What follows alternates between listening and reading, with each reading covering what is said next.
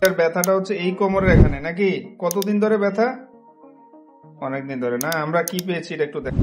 আসসালামু আলাইকুম, আমি doctor Saiful Islam Saif, consultant sonologist and intervention ultrasound specialist. আমরা একটা রোগী স্ক্যান করতে গিয়ে দেখলাম যে তার হচ্ছে কোমরের এই সাইডে ব্যথা।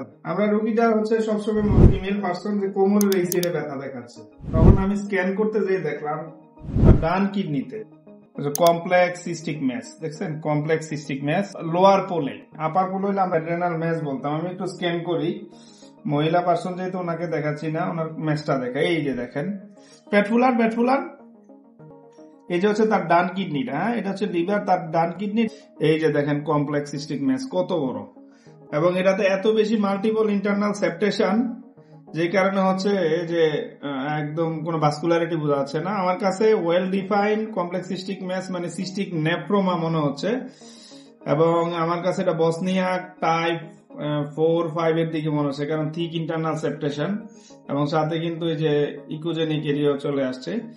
খুবই আনকমন কেস। আমরা যদি কিডনিটা ভালো করে স্ক্যান করি এই ধরনের কিন্তু প্রবলেম পেতে পারি। ভালো থাকবে। Dark and dark, shiny holography.